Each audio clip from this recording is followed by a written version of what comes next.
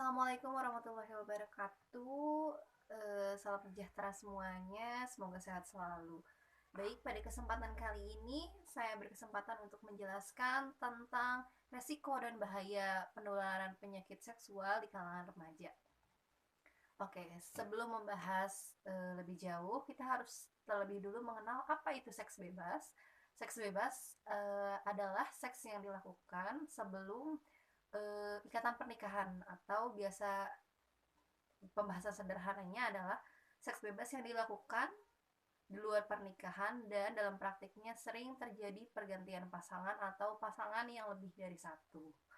Lalu apa faktornya? Faktor seks bebas biasanya dipengaruhi oleh media elektronik, media cetak, ataupun pengaruh lingkungan. Ada pula dengan rendahnya pendidikan moral dan agama, serta juga karena pematangan organ reproduksi yang harus disalurkan. Lalu ada beberapa dampak dari seks bebas tersebut, yaitu ada dua. Pertama, pada dampak psikis. Pada dampak psikis itu bisa menjadi permasalahan depresi atau perasaan bersalah atau mungkin gangguan kecemasan pada remaja, dan juga bisa menimbulkan OCD atau Obsessive Compulsive Disorder. Lalu bagaimana dampak seks bebas pada kesehatan? Itu ada beberapa. Yang pertama, bisa berdampak chlamydia. Chlamydia atau penyakit yang disebabkan oleh bakteri Chlamydia trachomatis.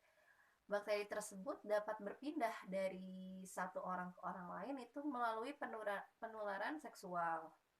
Lalu selanjutnya ada sifilis. Sifilis atau penyakit raja singa yang biasa kita ketahui, yang disebabkan oleh Treponema pallidum atau bakteri Treponema.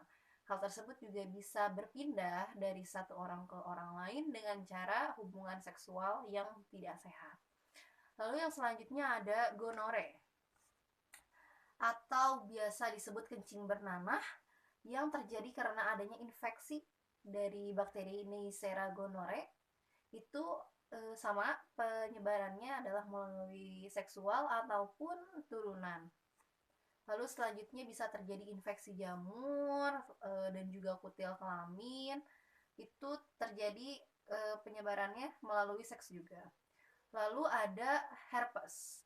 Herpes yang disebabkan oleh penyakit virus herpes simplex yang menyerang kulit, mukosa, dan saraf manusia. Penularannya juga terjadi lewat seksual, bisa lewat jarum suntik, dan juga bisa menular lewat keringat orang yang menderita herpes.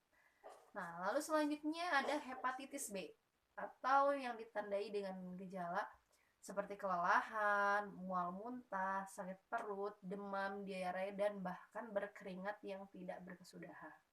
Hal tersebut juga penularannya selain lewat seks bisa juga lewat keringat ataupun tularan virus yang ditularkan dari penderita ke orang yang sehat.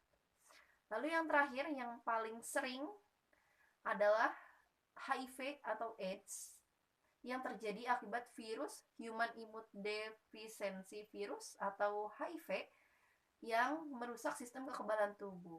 Penularan HIV dan AIDS tentunya bisa melalui seks bebas, juga bisa melalui jarum suntik ataupun jarum tato yang biasa digunakan untuk beberapa orang. Hal tersebut bisa menimbulkan HIV.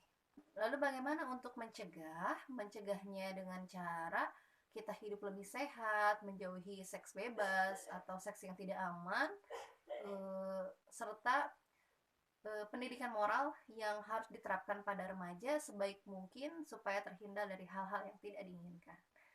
Baik, sekian pemaparan yang dapat saya berikan. Semoga konseling yang saya berikan bermanfaat. Terima kasih. Sampai bertemu lagi.